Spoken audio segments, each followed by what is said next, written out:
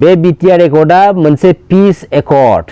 जों बर' फिसाफ्रा जों बर' हारिया जेसेबांखिनि गोजोन मोनदों बेनिफ्राय 3 गुन गोजोन मोनदों दिनै गुबुन हारिफ्रा बे बिटिआर एकर्डखौ लानानै आरो बे गोजोननि गोहोमखौ दिनैयो बिटिसि पलिटिक्स फिल्डआव खोख्लैनोबो चान्स मोनदों बै गुबुन हारिफ्रा गिबियावनो गासैबो रायजो राजा नोंथांमोनखौ आं खुलुमहरग्रोनाय जाबाय लोगोसे मोनसे खावलायनाय जाय बिथांमोना आंनि नैबे चेनेलाव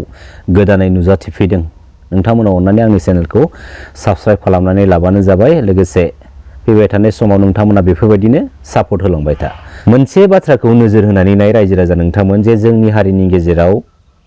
फेक इनकाउन्टार लोगोसे नंखाय दायाव साजा लानानै जिउ फोजोबना लानांनाय गोबां बर' फिसाफोर दङ आरो बर' बिमा माहारिनिफ्राय बर' हिन्जावफोरखौ बर' सिख्लाफोरखौ जिनाहारि खालामनानै बुथारनाय फोथैनाय आरो जिनाहारि खालामबाय थानाय माखासे खामानिफ्रा दिनैसिमबो जाबाय दं जोंनि बर' सिख्लाखौ जोंनि बर' हिन्जावखौ रेप खालामनानै जिनाहारि खालामनानै बिनि गोदनाखौ हास'नानै गालाङो बिनि गोदनायाव दिरुं होनानै दंफांनि दालायाव आलायनानै गालाङो दा बैफोर माखासे जाथायनि सायाव दिनै गुबुन हारिया गसंथानानै बबेबा निउस मिडिया साइडआव बाथ्रा बुंदोंना मालाबाबो बुंबोआखै नाय अब्ला बे स्टेजखौ नाय जोंनि हारिखौ एसेबां इगनर एसेबां मुगैयो दा बेफोरबायदि माखासे थासारिनि गेजेरजों जोंनि हारिनि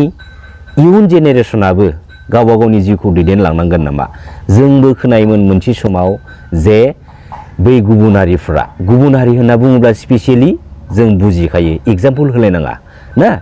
जे जोंनि हारिनि सोरखौबा बुथारदों जोंनि हारिनि सोरबा हिन्जाव मानसिखौ रेप खालामदों ना रेप खालामनानै बुथारदों बेफोरबायदि माखासे जारिमिनखौ जों खोनाबायमोन नाथाय जों जेब्ला बुजिबाय मेच्युर जाबाय आरो मेच्युर जाखांनायनि उनावहायबो जों बेफोरबायदि थासारिजोंनो दिनैनि स्टेजाव जों गावबा गावनि जिउखौ दैदेननांगौ जानानै फैदों आरो बेनिनि गेजेराव दिनैनि स्टेजाव पलिटिकेलि ओरैबायदि माखासे जोंनि हारिनि लिडारफोर दङ जायफोर लिडारफोरानोखि बै गुबुन हारिनि माखासे लिडारफोरजों डमिनेट खालामजानानै इउज खालामजागासिनो दङ दा जोंनि हारिनि गेजेराव दिनैनि बे समसिमहालागै जेसेबांखिनि पलिटिकेल लिडारफोर दङ बा लिडारफोर दङ बैफोर लिडारफोरा स्पेसियेलि गावबा गावनि स्वार्थबादिखौ नोजोर होआलासे हारिनि सिटुएशननि माखासे स्वार्थबादिखौ इम्पर्टेन्ट साननानै नोजोर बोनानै फैबाय थानाय समाव जुदि खामानि मावलाङोब्ला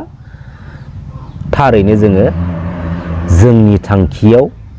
जोङो ओरैबायदि खम समनि गेजेराव जों साक्सेसफुल जागोन नाथाय जुदि चेन्ज जायाब्ला आरो चेन्ज जानायनि सुबिदाखौ जुदि होआब्ला ना फैबाय थानाय समाव जोंनि हारिनि माखासे सिस्टेम आरो सिटुएशनफोरा बेफोरबायदिनो थाबाय थागोन आरो थांबाय थानांगोन लोगोसे इयुन जेनेरेशनाबो बे थासारिजोंनो गब'नानै गोजोननानै गावबा गावनि जिउखौ दैदेनलांनांगोन दिनैसिमबो जोंनि हारिनि सुस्रांना लानो हायै मोनसे जेंनाया जाहैबाय मा ट्राइबेल बेल्ट्स एन्ड ब्लक्सनि हाफोर जाय बे ट्राइबेल बेल्ट्स एन्ड ब्लक्सनि हाया आसामनि फार्स्ट CM मानगोनां गपिनाथ बरदलैनि समावनो 1947 मायथाइयाव इमप्लिमेन्टेशन जाखानाय आरो बे ट्राइबेल बेल्ट्स एन्ड ब्लक्सनि थाखाय जोंनि ट्राइबेल हारिनि माहारियारि आफादफोराबो गोबाव सम नांथाबबोदों नाजाबोदों आरो बे नाजाबोनायनि गेजेरजों मोनफ्रोमबो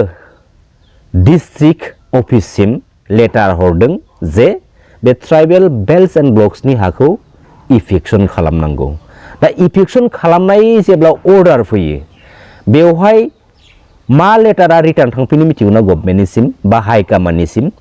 जे बेवहाय इफेक्शन खालामजाया माखासे पलिटिकेल इस्यु दङ माखासे पलिटिकेल लिडारफोरा सिंजों माने प्रब्लेम क्रिएट खालामदों जोंनि बे ट्राइबेल बेल्ट्स एन्ड ब्लक्सनि हायाव थानानैनो जोंजोंनो दानलाय सुलाय खालामबावो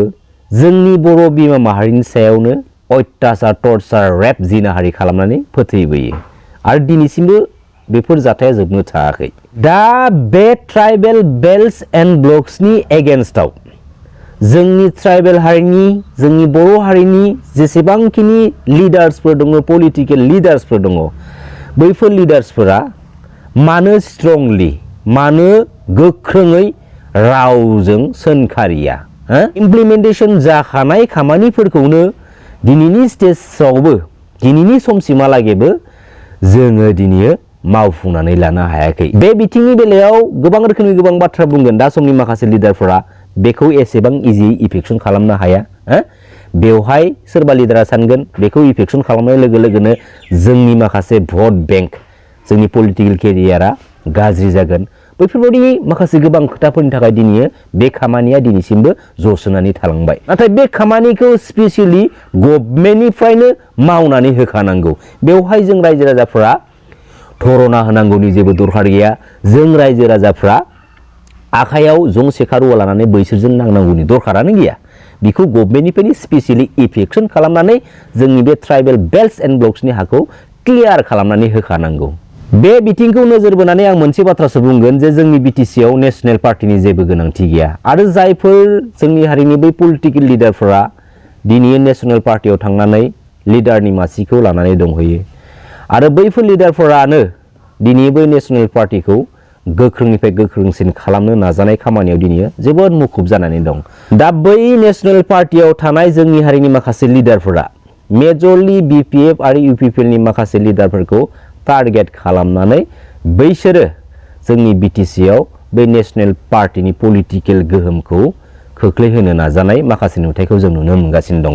बे नेशनेल पार्टियाव थायालासिनो जोंनि बे ओनसोलारि बिपिएफ आरो इउपिपिएल बे मोननै पार्टिनि गेजेराव थानानै जुदि जोंनि बिटिसि ओनसोलनि जोंनि हारिनि जौगानायनि डेभेलपनि खामानिखौ जुदि मावलांबा साबसिन जागोनखौ आं दिनै नुनो मोनो। जेरावनोखि दिनै जोंनि बिटिसिनि माखासे पलिटिकेल बेले बेजे जाथायफोरा बांसिननिफ्राय बांसिन जादों मानिफ्राय मिथिगौना? बे आदार्स पलिटिकेल पार्टिफोरा जोंनि बिटिसिआव एन्ट्रि मारिनो चान्स मोननाय लोगो लोगोनो बेफोरबायदि माखासे गुबुंले पलिटिकेल थासारिफोरा जानो चान्स मोनगासिनो दङ। दा बेराफारसेथिं दिनैनि स्टेजाव ओरैबायदि पलिटिकेल लिडारफोर दङ जायफोर पलिटिकेल लिडारफोरा नेशनेल पार्टिनि जानानै सिंजों खामानि मावगासिनो दङ। बे बिथिंनि बेलायाव मोनसे मस्ट इम्पर्टेन्ट बाथ्राया जाहैबाय मा? जेरावनोखि जागायजेननाय सम 2020 मायथाइयाव बिजेपि बायदि मोनसे पलिटिकेल पार्टिया जोंनि बिटिसिआव 9टा सिटखौ आवग्रिना लानो हादों। दा बे बिथिंनि बेलायाव जोंनि हारिनि सोरबा सानैसो पलिटिकेल लिडारफोरा सिंजों आन्दैयै जुदि सापर्ट होआखैब्ला माबोरै बेफोरबायदि 9टा सिटखौ आवग्रिना लानो चान्स मोनखो? दिनै बिपिएफनिफ्रायबो आरो इउपिपिएल पार्टिनिफ्रायबो नेशनेल पलिटिकेल पार्टियाव जयेन जाहैनाय माखासे लिडारफोर दङ। इउपिपिएल पार्टिनि दानि बिटिसि गभर्नमेन्टनि दाउ बोरमा अमा डिपार्टमेन्टनि इएम जोंहा राकेश ब्रह्म बिथांनि मोनसे मिडिया बाइट जे बिथाङा बुंदों जे इउपिपिएल पार्टिनि मिशन भिजननि गेजेराव बिपिएफ पार्टिखौ डिस्ट्रय खालामनाय बा फोजोबस्रांनायनि माखासे बाथ्रा बुंलांदों। दा दिनै सोरबा पलिटिकेल लिडारखौ बा बबेबा मोनसे पलिटिकेल पार्टिखौ फोजोबस्रांनायाबो जों रायजो राजानि आखायावसो थायो। बेवहाय सोरबा साननो हागौ दिनै आं इएम, दिनै आं पलिटिकेल लिडार, गोसो जाब्लानो ससियेल मिडियानि सिगाङाव निउज मिडिया 14नि सिगाङाव बाथ्रा बुंबा जानाय नङा। फैबाय थानाय समाव जोंनि हारिनि प्रब्लेमनि एगेन्स्टआव जोंनि हारिनि माखासे गाज्रि थासारिनि एगेन्स्टआव गसंथानानै जों गासै बर' फिसाफ्रा जेन जेब्लाबो खामानि मावलांगोन बेखिनिखौ आं खावलायो। खुलुमबाय। जय बर' हारिनि, जय बर' बिमानि।